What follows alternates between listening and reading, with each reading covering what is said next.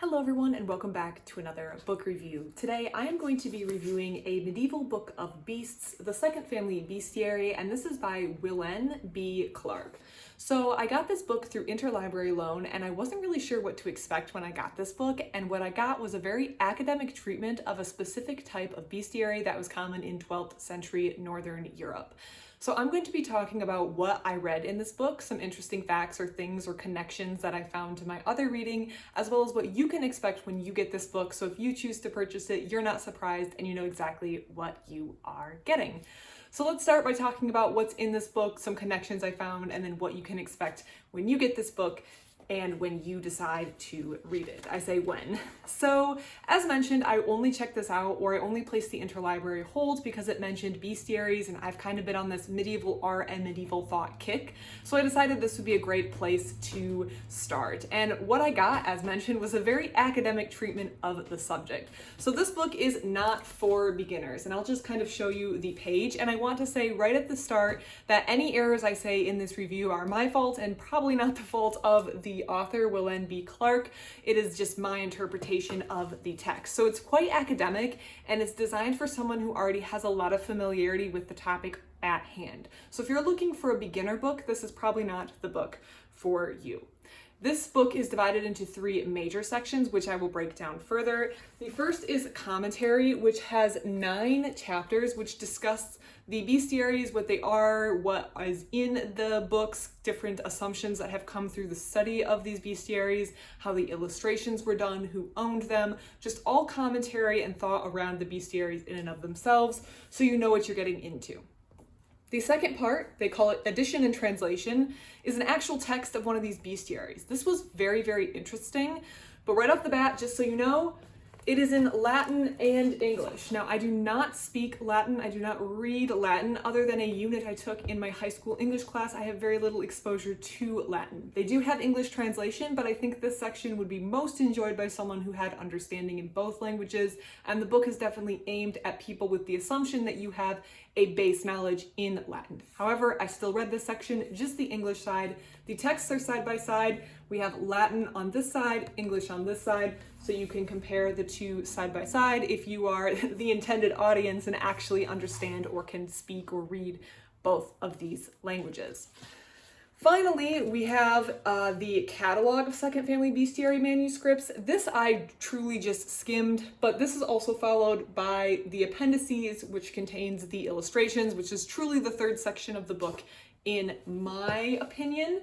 So the illustrations are not included within the text. They are included in this section in the back, and they are absolutely fascinating. At first I found myself, and I still do have some complaints about the setup of the illustrations, but I think that I am at least glad they included them in this back section, and they are all very clearly labeled so that as you read the text and figures are referred to, you can just go to the back and see what figure is being referred to. So let's go through the sections and talk about what was in this book.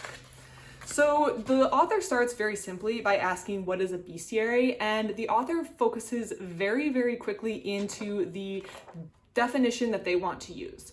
And I will get into what second family means in a second because that's part of the title, but I think the author did a good job of starting with the definition of what is a bestiary.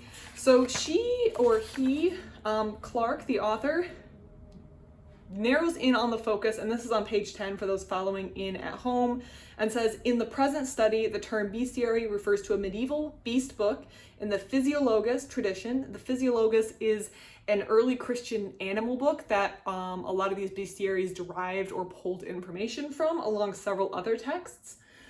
And continuing this quotation, and in Latin unless otherwise stated. So he makes a very clear distinction. I should have looked up the author's gender beforehand.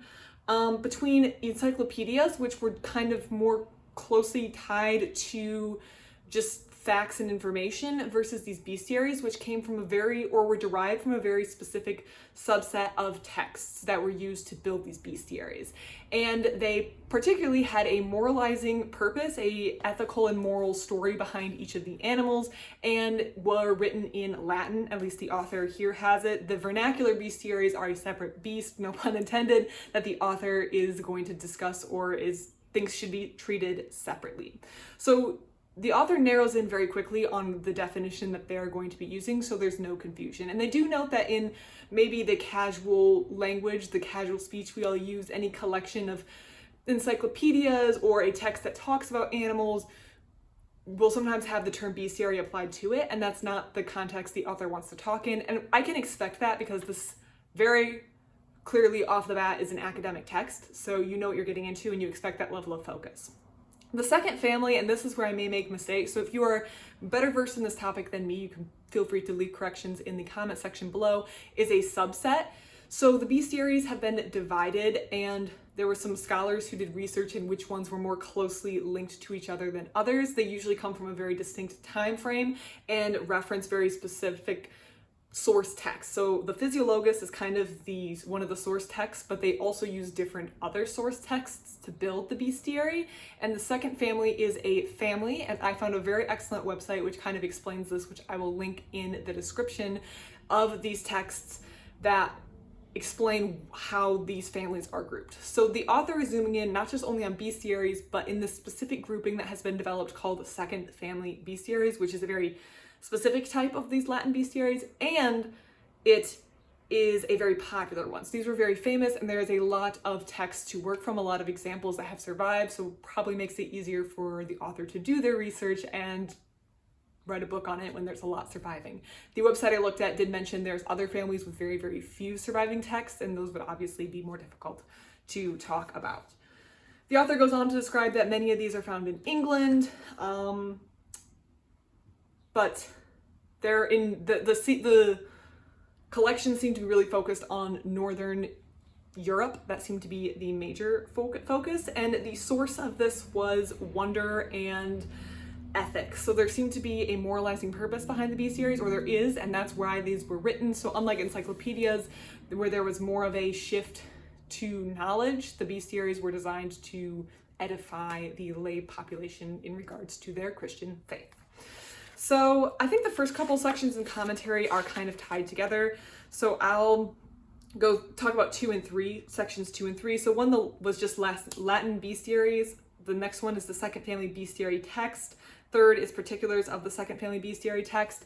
So these were designed to give moral lessons to, and also this ties into section 6, the manuscript's origins, owners, codicology, and general audience. It was designed to give lessons and moral lessons. So the bestiary had different animals, both real and ones that are fantasy, and the lessons were tied in. So they might talk about the ant, and then they tie in different Bible verses or different moral lessons that you should take away from the text so that you know how to live a good life. Now, the author does mention that in the 12th century, there were shifting attitudes in Europe about the role that reason played in science. And this was something that surprised me, because I think a lot of us lay people like me, I'm sure if you're a professional, you think this is a very ignorant position to hold. We kind of view the Middle Ages as kind of a stagnant age where there's not a lot of movement. And at least for me, I'm like, okay, things were kind of steady throughout the Middle Ages. And then we had this rebirth in the Renaissance period of reason and science and advancement. That's kind of how maybe the lay person thinks about it. Again, I know the professionals out there would probably groan if they heard me say that. But to hear in this book, the author talk about how at the higher levels of society, even this early in the 12th century, there were movements towards an increase in reason. So these fantastical animals giving moralizing lessons might not appeal to those people.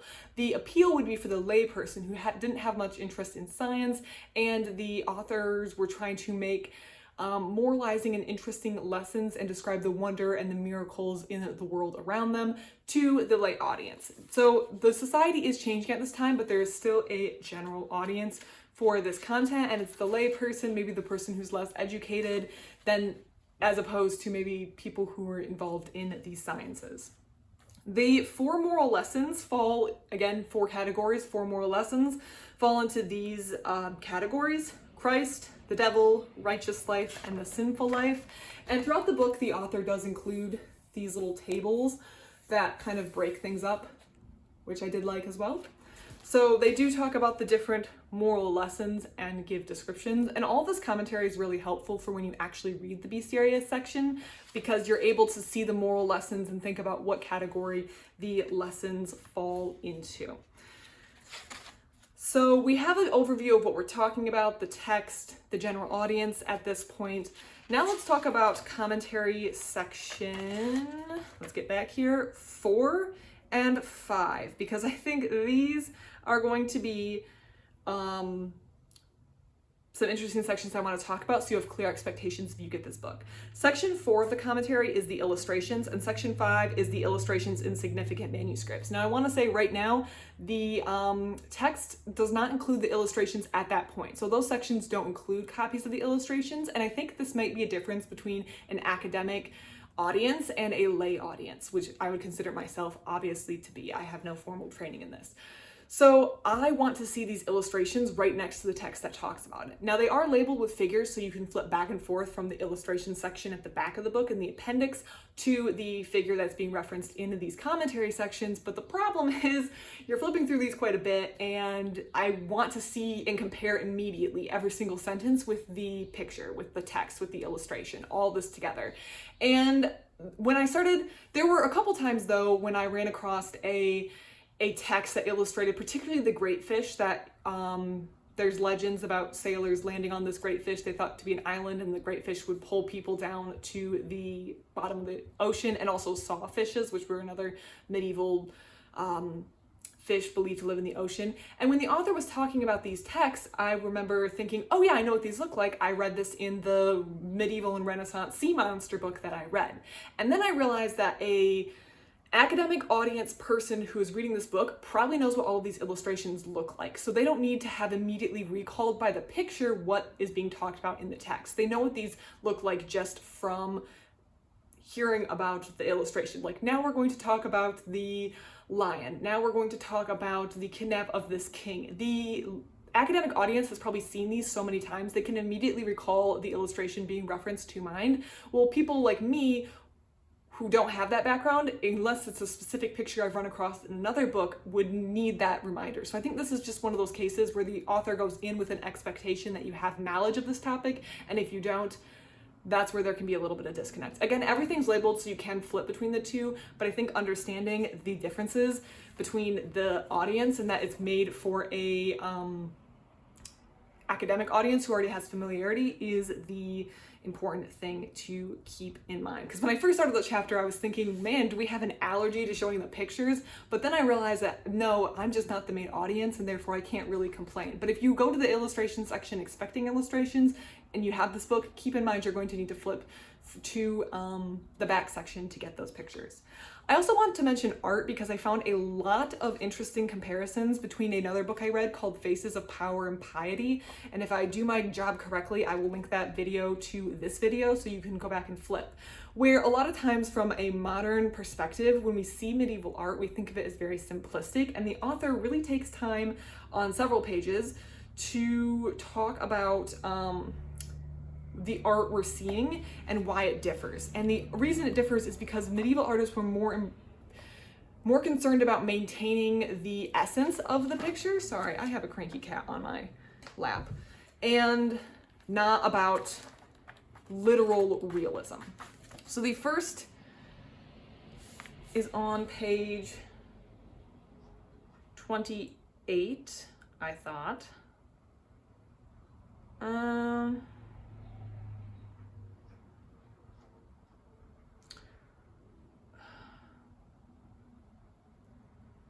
Okay, whatever. So I have a quote written down where it's more important than descriptive accuracy is the essence of the person. And that was a big conveyor in medieval art, was it's more important to convey the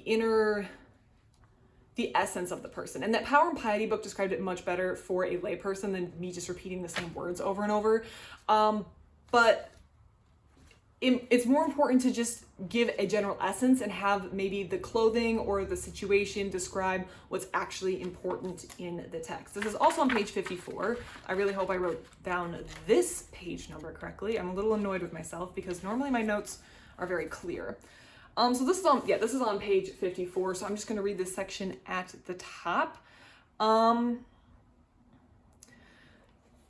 which explains this difference between medieval art and modern art.